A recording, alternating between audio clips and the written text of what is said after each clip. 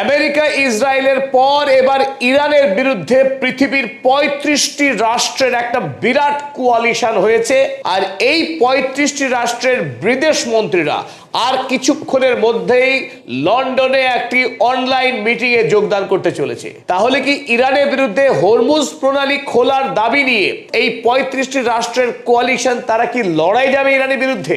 Bharat, England, Australia, Canada, Japan, Italy থেকে শুরু করে ইউরোপের প্রায় প্রত্যেকটি রাষ্ট্রের বিদেশ মন্ত্রীরা এই মুহূর্তে হরমুজ প্রণালী খোলা নিয়ে দারুণভাবে চিন্তিত, বলা বাহুল্য দুশ্চিন্তাগ্রস্ত।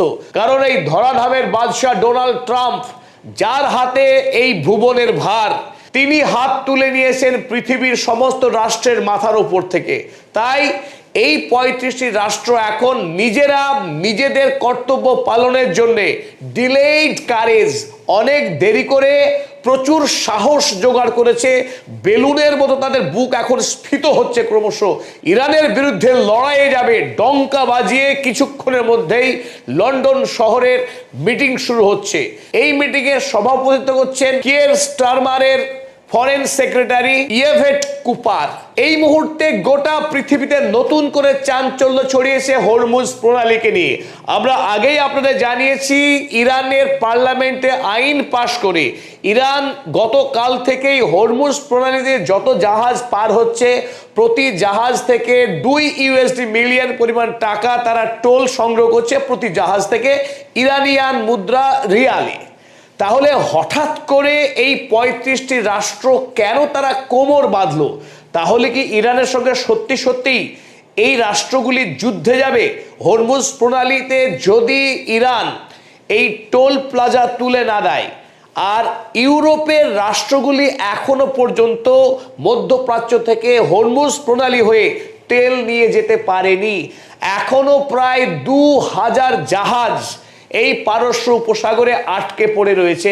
স্বাভাবিকভাবেই পৃথিবী জুড়ে এখনো জ্বালানির তীব্র সংকট এবং জ্বালানির দাম লাগাম ছাড়া হারে বেড়েই চলেছে। পৃথিবীর অনেক দেশে ইতিমধ্যেই জ্বালানির সংকটের ফলে দারুণভাবে দৈনন্দিন জীবন বিপর্যস্ত হচ্ছে কৃষিকাজ। ভারতবর্ষ, বাংলাদেশের মতো অনেক দেশেই কৃষিকাজ শুরু করার সময়ে সারের অভাবে পর্যাপ্ত কৃষিকাজ হচ্ছে না। এই মুহূর্তে যখন ৩৫টি রাষ্ট্রের কোয়ালিশন আলোচনার টেবিলে যাচ্ছে, তখন একটু একটু করে পারদ চড়তে শুরু করেছে নতুন যুদ্ধের একটা গন্ধ বাতাসে। সত্যি সত্যি যদি এই ৩৫টি রাষ্ট্রের বিরাট কোয়ালিশন আমেরিকা এবং ইসরায়েলের সঙ্গে যুক্ত হয়ে ইরানের বিরুদ্ধে যদি লড়াইয়ে যায়, তাহলে ইরান কি এই যুদ্ধে আর এঁটে উঠতে পারবে, নাকি ইরানের ধ্বংস হবে? চলুন আপনাদেরকে আর সাসপেন্স না বাড়িয়ে খুব স্পষ্ট করে বলছি, যে ৩৫টি রাষ্ট্রের কোয়ালিশন এই মুহূর্তে আলোচনায় যাচ্ছে, তারা ইরানের বিরুদ্ধে যুদ্ধে যাবে এর সম্ভাবনা নিতান্তই শূন্য। অর্থাৎ ইরানের সঙ্গে যুদ্ধে যাবার মতো সাহস এই মুহূর্তে পৃথিবীর কোনো রাষ্ট্রের আছে বলে মনে হচ্ছে না। আমেরিকা এবং ইসরায়েল যেভাবে ইরানের হাতে পিটুনি খেয়েছে তা পৃথিবীতে বিরল।